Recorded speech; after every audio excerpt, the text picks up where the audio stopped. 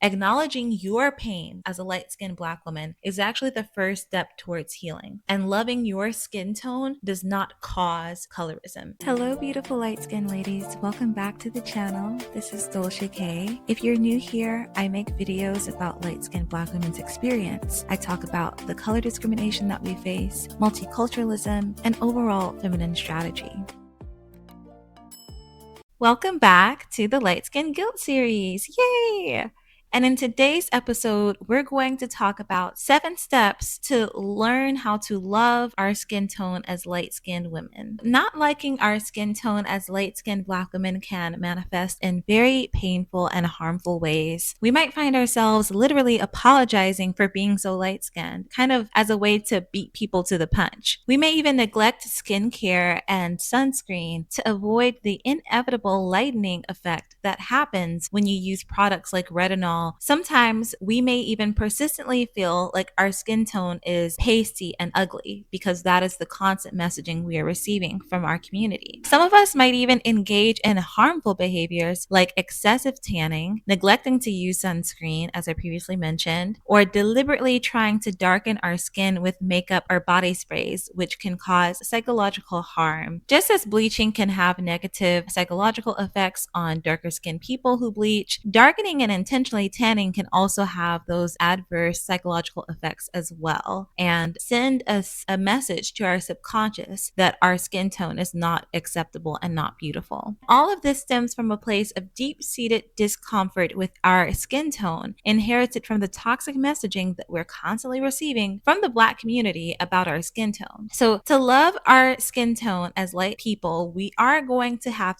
some semblance of self-compassion. And if you watch this video, you know that to have self-compassion, we must have mindfulness, common humanity, and warm kindness to the self. These 3 elements of self-compassion will be interwoven into the 7 steps to learning how to love your light skin tone. Loving our skin tone from a place of self-compassion allows us to confidently discuss our experiences without guilt, to stop apologizing for being so light-skinned, to maintain healthy skincare practices, and most importantly, to recognize color discrimination for what it is instead of internalizing it as something we deserve. That being said, if you don't feel like you could benefit from learning to love your light skin tone, this video is not for you. But if you do want to finally release guilt and embrace self-love, like and subscribe, and let's get into it. 7 steps to love your light skin tone. Step 1, acknowledge and validate your experiences and feelings. So the first step in loving our light skin tone is to acknowledge and validate our experience. And I like to call this pain management, because before we can start embracing our skin tone, we have to address the pain that we have internalized. You can't just suppress it. If you take anything away from this video, know that this step and step 2 are the most important, because these steps are where real healing actually takes place, because we get these healthy ways to cope with pain in real time. So we're going to do a little exercise. Okay, so maybe take a couple of deep breaths, drop down into your heart and into your gut. And I want you to ask yourself, how does it feel to be watching a video about learning how to love my skin tone as a light-skinned Black woman? How does it feel to be discussing loving light skin? So I do this exercise before every video that I make just to check myself, check with my own intuition. And when I first started my channel and started talking about light skin issues, man, I felt so uncomfortable. I know some of you may have this very deep gut response that's saying, wait a second, you want me to love light skin? Is that safe? Isn't it harmful to Black people to love light skin? Isn't that anti-Black for me to love my skin tone? And I don't want you to shame yourself for thinking those thoughts or having these feelings. That is a very genuine fear response that we have when we're addressing our personal experiences with skin tone, because we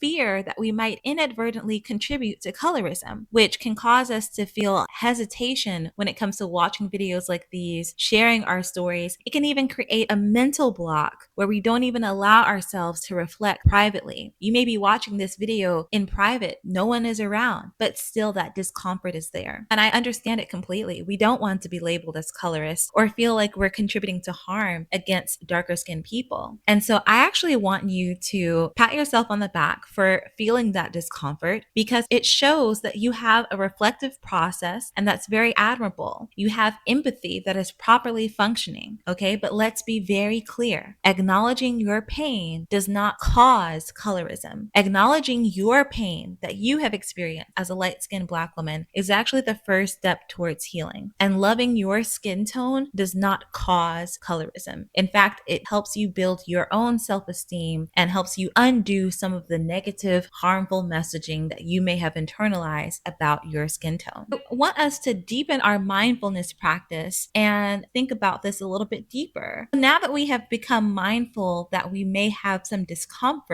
in even talking about this topic, I want to ask, where is this discomfort coming from? Is it coming from the fact that we have empathy? No, empathy is natural. But it's not our empathy that we have for darker skinned people that is problematic or that may be causing us discomfort. The source of this discomfort is the cognitive dissonance that comes from knowing that we should be standing up against all forms of discrimination, but also feeling pressure to accept mistreatment because of our skin tone. How can we accept being mistreated because we're light skinned, but also stand up confidently and firmly against other forms of discrimination? That is the source of the discomfort, that cognitive dissonance right there. And we can take this mindfulness and validation even deeper by gaining more knowledge when we look at the definitions of both colorism and color discrimination. Now, I have gone over this plenty of times in my past videos, so we're going to quickly run through this. But if you want to get a deeper understanding of either colorism or color discrimination, feel free to watch these videos here on the screen. Colorism is often seen as one directional, but color discrimination, as defined by the United States government, affects anyone, including light-skinned Black women, and it does not involve any directional hierarchies such as proximity to whiteness or a light to dark spectrum. Color discrimination affects anyone, including light-skinned Black women, and a lot of our experiences reside underneath that umbrella of color discrimination. It is not the same thing as colorism, and so when we talk about our experiences with color discrimination or our experiences with being treated differently or poorly because we are light-skinned, we do not have to feel that we are taking anything away from the colorism conversation, because it's in a different category altogether that has already been well established by the United States government. Some of the negative effects of color discrimination against light-skinned women include social exclusion, forcing us to constantly prove that we don't think too much of ourselves or that we don't actually like our skin. And this takes a psychological toll because we experience a lot of anxiety and self-doubt and depression even, especially when our experiences are being invalidated by people we know or by hundreds or thousands of people online. We experience hypersexualization as well, and harassment and ridicule, all as a result of color discrimination that's running rampant in our community. Additionally, we also receive less protection and less community support than we should when we're harmed. So think of the issue of Black femicide, the leading Black content creators who were bringing these stories to light were dismissing some of the cases that involved light-skinned Black women, even though they too were victims of Black femicide. So we all understand the harm in mocking the color quality of a Black person's skin tone, but many of us still struggle to see what's the big deal in mocking a Black person's light skin tone. All of these comments that are dismissed as jokes or justified as just darker skinned people punching up at us, all of that reinforces social exclusion, self-doubt, shapes how we view ourselves and navigate the world. So now I'm going to show you some reflective questions that can assist us in acknowledging and validating our pain and our experiences. Can we as light-skinned people protect ourselves from color discrimination without contributing to colorism? Are we subjecting darker skinned people to colorism by identifying how we are affected by color discrimination? And what is the negative impact to darker skinned people from light skinned people who understand and protect themselves from color discrimination? How do I uplift darker skinned people by allowing my skin tone to be insulted or shunned or mocked? How do I feel about my light skin tone, and what experiences contributed to these feelings? Is it a worthy task in my self-development to cultivate love and safety for myself my skin tone? And what emotions arise when someone claims that my skin tone is inherently Eurocentric or anti-black simply because it has a lighter quality? So the second step in loving our light skin tone is understanding that we are not alone. One of the most powerful ways to heal is realizing that our experiences are shared by so many other light skinned women. I think that's obvious by now with all of the exotical story times that we have across our channels. A lot of our stories are very similar, and that's very powerful and healing because we're building up our common humanity. That's why I said that this step is just as crucial as step one, because after we acknowledge our pain, we have to connect. We must connect with others who have been through that same experience. It is so important. This is part of that pain management, building common humanity. So I'm actually going to share with you a story that happened to a loved one of mine who is also light skinned. She'll just go by Alicia. She's ready to go to this elegant gala for an event, and she chose to wear a red lacy dress. It was very elegant, very appropriate for the event. This gala celebrates Black entrepreneurs and business owners. This is a society that Alicia is a part of. She is also an entrepreneur. Her plus one is a tall, handsome, dark-skinned man who's also a business owner, and they have been dating for some months. And as they are moving through the crowd of people at this gala, Alicia immediately notices subtle changes in her date's behavior. We'll call him Chris, okay? What's happening is every time other Black women glance at them, Chris lets go of her hand and physically distance himself from her. He kind of steps slightly to the side. It's their first time together at a predominantly Black event. So this is completely unexpected for Alicia. She's never seen him like this. Otherwise, he's very touchy, very affectionate. People are glancing at him, and every time this happens, he just lets go of her hand and steps to the side a little bit. And Alicia has a fair skin complexion, and it's contrasting very well with her red gown, making her stand out even more. So they're socializing, talking to other business owners, and Alicia finds herself overcompensating and lavishing compliments on other women and their dresses, their accomplishments, their presence, but no one is returning these compliments. No one is giving her a single compliment, not even one, not even her date. And her date, who's usually very affectionate, is preoccupied with making sure that people are not judging him for being with someone who's so light skinned. This was supposed to be a celebration of Black excellence and Black business owners, but has devolved into managing other people's perceptions and fighting these feelings of isolation. And it's all too familiar for Alicia, right? It's partly why she chose to wear her afro with her gown instead of the usual sew-in. But this wasn't even enough to shield her from the disapproving glares as she's speaking to other Black female entrepreneurs who are deliberately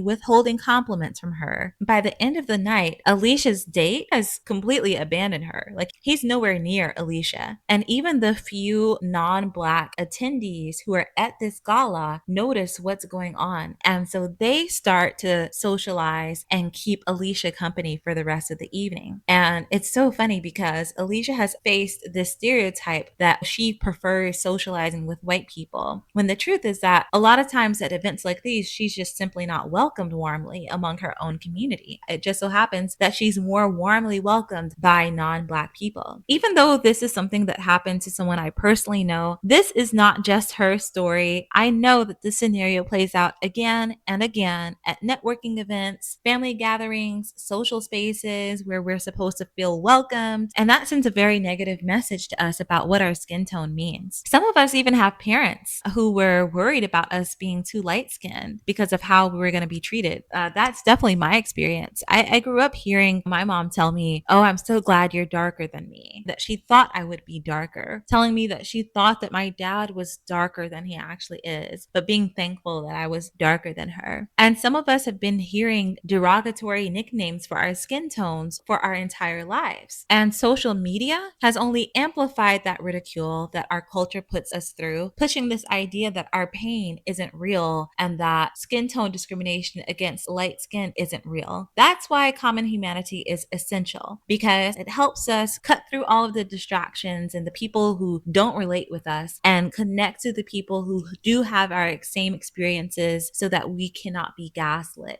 Growing up, she was picked on for her skin tone, so she intentionally dated men who are darker. So my father is a darker skinned man because she wanted us to have color. So growing up, for me, the messages were different. It wasn't like light skin is great. She actually wanted us to have more color because that was her trauma. So I think we also should reflect on, our parents, their experiences. What did that look like? So yeah, it's crazy how similar some of our stories are. I, for one, was not aware that there was a complex that some light-skinned parents had about having light-skinned children. I thought it was just a me thing. But this is one of those examples of finding our common humanity, which is why I try really hard to open up and share my experiences as much as I'm willing to, as much as I'm comfortable to. And that's why I love hearing some of your stories in the comments, because it helps to validate me and helps me find common humanity. We're actually doing the work to create a more inclusive space where, let's say, a dark-skinned girl can talk about her personal experiences with colorism, and a light-skinned girl can talk about her personal experiences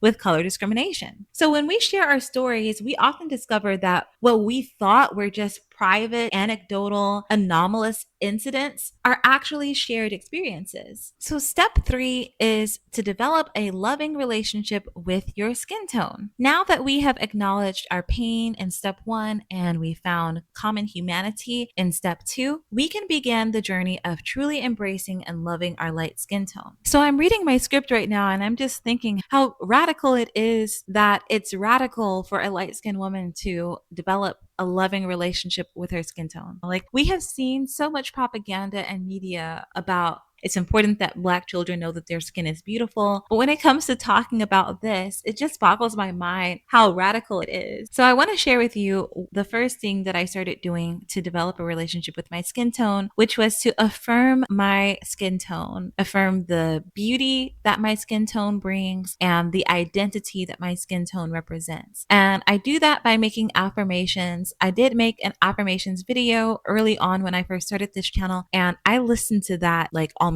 every day. I listen to that when I'm in the shower and it feels absolutely amazing. So I highly recommend that. And making your own affirmations, especially in your own voice for your skin tone, can be very empowering. Another thing that I have started doing is embracing my skin tone in the winter. So in the winter, like most of us, I get lighter. And the reason why I'm now starting to embrace my skin tone shade in the winter is because I'm noticing an increase in social media that depicts light skinned women disliking their skin tone during winter. Tell me why I literally just opened up my camera and I literally said, "Oh, spooky," like Casper's sister.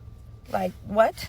Basically, they are sending this message that if a light skinned person gets lighter in the winter, then that's a bad thing. I don't want that messaging to become internalized. I don't want to look at that and just think that it's normal. It's not normal. I don't want to be conditioned into accepting that behavior as normal, which means that I am going to have to put some things into place to fully embrace my skin tone shade in the winter. So one video that helped me do this was Regular Degular Black Girl's video, 50 Shades of Light Skin, where she actually got out the Fenty tool to look at different photos of herself in different seasons and find exactly what the color of her skin was according to that Fenty tool, which I thought was so beautiful because we get these insults about our skin tone. Oh, pasty. Oh, you look like a ghost. Well, if you know your specific color in Fenty, you automatically know I'm not pale. I'm not pasty. I'm honey beige. Get it right, ma'am. That's a very clever way to embrace our skin tone in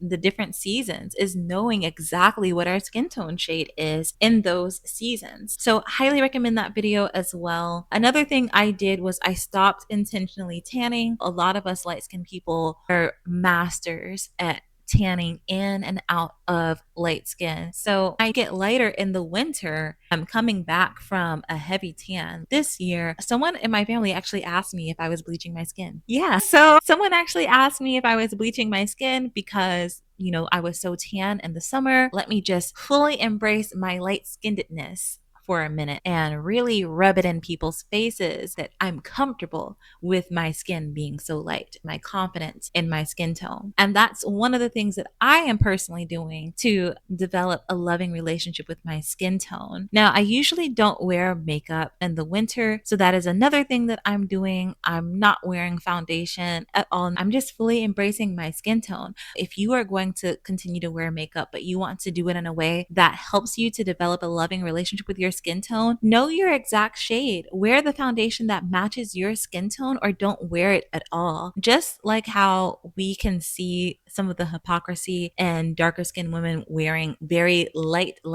concealer, the same dynamic is present when we as light skinned women wear these foundations and these concealers that are much darker than our skin tone. And it does kind of look weird. So moving on to step 4. Step 4 is to shift away from the monoracial community's negative opinions on your skin tone. We get to define our own meaning for our skin tone. Instead of allowing other people to define our light skin as a privilege, a problem, or a target, decide what it means to you. Does it represent your unique heritage, your family lineage, your resilience? Is it a symbol of your beauty and your feminine? Is it an artistic or spiritual or personal expression that you have? Like, how do you celebrate your skin tone? What does your skin tone mean to you? You have to really get creative, use your imagination, or tap into your roots to really get an understanding of what your skin tone means to you. So I have light-skinned Black people in my family as a result of multi-generational mixing. My grandfather's mother was half white, and she had a big cultural influence on my mother. So my light skin tone is actually a representation of my culture, of the syncretism of Black culture and American culture, and how these two things have come together, all of the different ways that this amalgamation can express itself. I feel like my light skin tone represents this specific amalgamation outcome that happened when my mom, who had 2 Black parents, was influenced by her half-white grandmother. And so this can also fuel some of the affirmations that you might want to make to develop that loving relationship with your skin tone. It's a lot easier to make affirmations about your skin tone when you have already defined your own meaning for it. And I would suggest also finding a purpose to loving your skin tone that can take you beyond the pain and the negativity that Black people associate with your skin tone. So in other words, what I'm saying is, in order to free ourselves away from the pain and the criticism from the Black community for being light skinned, we're going to have to find a good reason to love our skin. And so my good reason is that loving my skin tone makes me a better person overall, increases my self-esteem and confidence, makes sure that I'm operating in self-love and not self-hatred. And because I'll be operating in self-love and I feel secure in myself, that allows me to uplift others who have different skin tones. So yeah, that is my good reason for loving my skin that takes me beyond that pain and the criticism and the fear that we often experience in the Black community for being light skinned. This step is also important because when we have our own meaning for our skin tone, we are empowered to stop seeking validation from the Black community or from any group for that matter. Now, you may be wondering, how am I going to reject the negative stereotypes that I have about my light skin if I've already internalized them? Yeah, that can seem very difficult. But what makes it easy is thinking about the price that we have to pay to be in a monoracial space and be accepted. Realize that you have to lose yourself to these stereotypes. You have to lose your uniqueness, lose who you are, lose your personality, and lose your self-worth to these stereotypes just so you can be accepted by this larger group. Is that something you want to do? Moving on to step 5. We have to build a supportive, affirming community. And congratulations, give yourself a round of applause because we absolutely have done that. If you're watching this video right now, you are familiar with the Exotical community, which is very supportive and affirming. And if there's anything that the Exotical community or that my channel can do to make this space even more supportive and even more affirming for you light-skinned Black ladies and light-skinned mixed ladies out there, please drop me your feedback in the comments below. Then in this step, we are trying to find friendships and communities that uplift us rather than tear us down. Look at each of your friendships and each of your relationships and the communities that you are involved in. Are you being uplifted more than you're being torn down? And how are you being torn down? Is it in relation to your skin tone? And since we are on the topic of learning how to love our light skin, building a supportive, affirming community should also involve creating bonds with other light-skinned Black women, sharing your experiences with other light-skinned Black women who understand your struggles. That's going to be very important. Now, we already talked about this in Common Humanity, but Common Humanity was more so of a mindset shift. So in the Common Humanity step, we are removing the veil that is giving us this illusion that we are all alone. What we're doing differently is we're going even further and we're actually seeking out connections and friendships, and we are doing the work to build these communities. So this goes beyond sitting and listening to me right now. This would be like leaving a comment or sending me an email about some of your experiences and just building relationships that way. Or even offline. Maybe you want to start up a meetup group in your own local area. This is where you get out of your comfort zone. You've realized that you do have a common humanity. And because you are aware of the common humanity, that empowers you to build this community. Step 6 is to set boundaries with people who shame light skin. So cut off anyone who is committed to making you feel bad about being light skinned. If you have that friend that's always talking about colorism, always talking about proximity to whiteness, always talking about the racial hierarchy, always talking about skin bleaching or whatever, you don't owe them any emotional labor as a light skinned Black person. You don't owe them any validation. They shouldn't need to seek out validation from lighter skinned people in order to have the conviction that they do about these topics. So go ahead and cut them off if they are committed to discussing these topics in your presence to try to corner you into a position. Also, call out harmful comments. You don't have to laugh off or tolerate jokes about skin tone, even if other people don't understand the harm associated with the joke. You can just say, especially if you're at work, you can just say, hey, I don't allow negative comments about my skin tone. That's enough. And that's really important for you to say if you're at work, but I'll make another video about that as well. But in this step, we really want to exercise setting boundaries. So I have done that radically. So I do not socialize with members in my family who I know have ridiculed my mother for being light skinned or who still do. I don't really socialize with them. And they don't know that that's the reason why, but it's unspoken. I don't socialize with people who do that. I don't date people who fetishize light-skinned women or fetishize any skin tone of women. I chose someone who likes all skin tones of Black women. That was my way of exercising my boundaries. When it comes to comments that have been made specifically about my person, I immediately call it out just for purposes of documentation. And yes, I do document it as well in case it becomes persistent and pervasive and turns into harassment. So these are all examples of how I have set boundaries with people who try to discriminate against me because of my features and specifically because of skin, or people who have the potential to discriminate against me because of my light skin, because maybe they did it to someone else who is light skinned. I don't associate with people like that. I do not go to settings where that can happen. So I do not attend Black churches. I don't really go to a lot of predominantly Black events unless they are specifically about something I'm very interested in and that I have already built a strong presence in, where people are not going to disrespect me in that way. Step 7 is to focus on healing and self-compassion, which was pretty much the message of this entire video. We went through mindfulness, we went through common humanity, and we went through warm and loving kindness. And those are all the elements of self-compassion. But this is just kind of a conclusive step,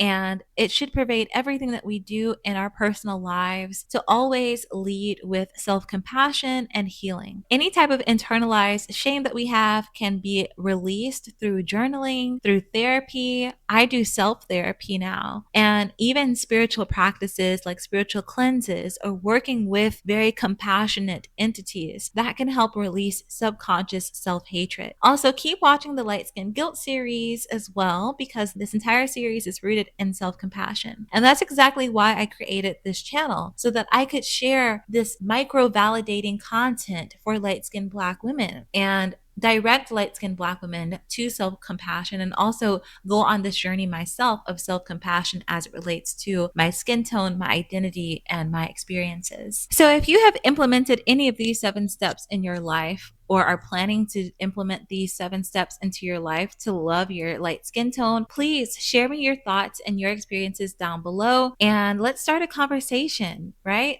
If there was any step that you feel could have been expanded on a bit more and you have questions, go ahead and drop that question in the comments down below, or you can email me at dolcekletters@gmail.com, and stay tuned for the journaling session in the next episode of the Light Skin Guilt series. Thank you so much for watching, and have an amazing day.